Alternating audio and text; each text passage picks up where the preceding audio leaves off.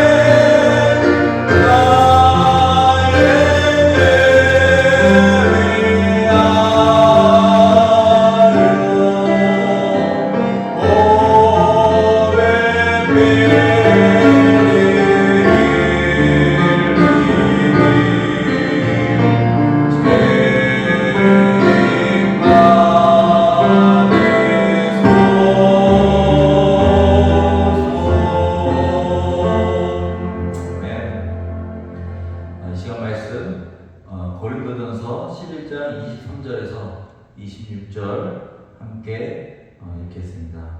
내가 너희에게 전한 것은 주께 받은 것이니 곧 주 예수께서 잡히시던 밤에 떡을 가지고 축사하시고 떼어 이르시되 이것은 너희를 위하여 내 몸이시니 이것을 행하여 나를 기념하라 하시고 식후에 또한 그와 같이 잔을 가지시고 이르시되 이 잔은 내 피로 세운 새 언약이니 이것을 행하여 마실 때마다 나를 기념하라 하셨으니 너희가 이 떡을 먹으면 이 잔을 마실 때마다 주의 죽으심을 그가 오실 때까지 전하는 것이니라. 아멘. 잠시 기도하겠습니다. 사랑하는 하나님 아버지, 우리가 오늘 그 주의 만찬을 함께 나누면서 정말 예수님께서 제자들에게 마지막 무엇을 말하시는지 함께 나누기를 원합니다.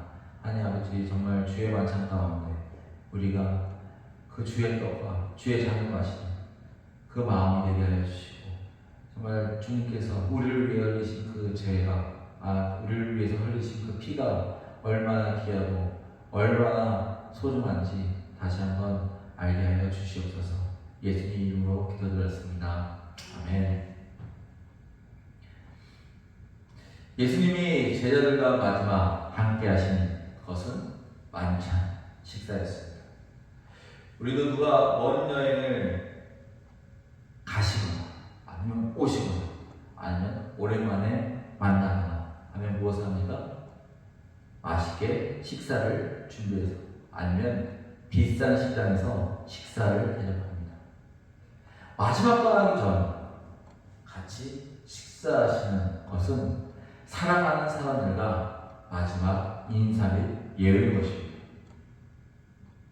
첫 번째로 우리는 식사 초대에 참여해야 합니다. 예수님의 사역을 보면 예수님은 누구나 식사에 동참할 수 있었고 어디에서든지 이러한 식사를 했습니다. 어디를 가든지 예수님은 사람들과 함께 식사를 하셨습니다. 또한 그들의 육체적인 배고픔과 목마름뿐 아니라 그들의 영적인 배고픔과 목마름도 만족시켜 주었습니다. 소외된 이들과 비천한 자들, 부정한 자들까지도 이 식탁에 초대되었습니다. 예수님이 모든 사람에게 행하신 사랑, 식사를 통해 그가 원하는 사랑의 대상이 이스라엘 한 민족만이 아니라는 것을 우리는 알 수 있습니다. 예수님의 사랑은 모든 사람에게 주어진 것입니다. 밥상을 차려놓고 모든 사람에게 기회를 준 것입니다. 그 밥상에 앉아 식사에 응하기만 한다면 우리는 그 축복의 만찬에 참여할 수 있는 것입니다. 두 번째로 식사도 사역입니다. 예수님은 식사 때 사용되는 빵과 포도주를 가지고 자신의 몸이 지키고 모든 사람들을 위해 피를 흘리고 죽어야 한다는 사명을 말씀하셨습니다. 지금 예수님이 마지막 식사를 하는 것은 유월절에 있었던 일입니다. 유월절 식사는 히브리어로 세레르라고 말합니다. 이 식사는 이스라엘이 이집트의 노예 생활을 구원받는 것을 기념하는 것입니다. 무교복은 그들이 성급히 떠나야 했을 때 횟수를 말하고 있고요. 희생양은 죽임당한 양의 피를 문지방에 발라 유대인들이 죽음에서 보호받을 수 있었던 그것을 말씀하고 있습니다. 예수님은 분명 이 식사를 통해 자신의 죽음과 희생이 전해질 것을 아셨습니다. 그리고 그 죽음이 바로 앞에 와 있음을 알았습니다. 예수님은 식사를 통해 먹고 마시는데 의미를 둔 것이 아니라 하나님이 하시고자 하신 예수님의 사명을 전하고 있는 것입니다. 예수님은 식사를 마치시고 자정 또는 새벽 2시쯤 습관을 따라 감람산에 가셨습니다. 그런데 이곳에서 누구도 상상하지 못할 일이 일어납니다. 아마 예수님께서는 그날의 일을 잊지 못하셨을 것입니다. 누가복음 22장 48절 예수께서 이르시되 유다야 내가 입맞춤으로 인자를 하느냐. 예수님은 자신이 어떠한 죽음을 당하실지 알고 계셨고 가르르다가 예수님을 30에 달아넣는 것도 알고 있었어요. 그래서 내가 하는 일을 속히 하라고 말씀하신 것입니다. 지금 유다의 이것처럼 어떤 의미입니까? 그것은 예수님만을 겨냥한 배신 행위가 아니라 그것은 제자들의 전통, 예전에 대한 배신이요, 그들의 정체성에 대한 배신이었습니다. 단 30에 눈이 멀어서 자신의 삶과 공동체와 예수님을 부인한 것입니다. 자신의 3년 동안 이렇게 인사하며 예수님과 동행했기 때문에 어찌 보면 본능에 가까운 행위였을지 모르지만 그의 행위는 예수님에게는 충격이었던 것입니다. 하지만 예수님은 어떻게 하십니까? 이 배신을 받아들이십니다. 그를 책망하거나 비난하지 않으시고 그의 말과 행동, 그의 삶을 받아주십니다. 어떻게 그럴 수가 있었을까요? 예수님은 겟세마네에서 기도하실 때 어떤 기도를 하셨습니까? 나의 원대로 하지 마시고 아버지의 원대로 하라고 기도를 해주셨습니다. 다시 말해 예수님은 그 기도를 마쳤을 때부터 십자가를 지신 것입니다. 예수님이 다짐했을 때 그때부터 예수님의 사역은 시작된 것입니다. 제자인 가룟유다에 계신 베드로를 비롯한 다른 제자들에 계신 사람들이 침을 뱉으며 조롱하는 모든 것들 자신이 창조한 인간의 저주와 폭력에 그분은 아무런 저항을 하지 않고 다 받아내셔야 했습니다. 왜냐하면 예수님의 사명이 우리 모두를 대신해서 십자가를 지셔야 했기 때문입니다. 그렇게 우리를 살리시기 위해 죽음의 길을 걸어가셨던 것입니다. 우리는 기억해야 합니다. 주님의 십자가. 우리는 십자가를 지고 주님을 따르는 자들임을 기억해야 합니다. 그렇기 때문에 사람들의 말과 행동이 우리에게는 중요하지 않습니다. 나의 자존심과 상처, 아픔, 그런 것은 중요하지 않습니다. 내가 얼마나 성공했고 얼마나 대단한 삶을 사는지 중요하지 않습니다. 중요한 것은 예수님이 하나님의 뜻에 순종하여 십자가를 지고 가신 것처럼 우리도 우리의 십자가를 지고 걸어가야 한다는 것입니다. 세상과 사람들의 의식하지 말고 묵묵히 주님 가신 길을 걸으면 되는 것입니다. 이 고난기간, 이 고난주간 우리는 어떤 십자가의 길을 걷고 계십니까? 여러분들 고난주간 동안 십자가의 길을 걷고 계십니까? 지금 예수님께서 말씀하신 이 십자가의 길, 여러분과 저, 우리 동원선사 촌내교회 정말 순종의 길, 고난의 길이지만 우리가 같이 손잡고 나아가는 그런 길이 되길 원합니다. 이 시간 잠시 기도하겠습니다.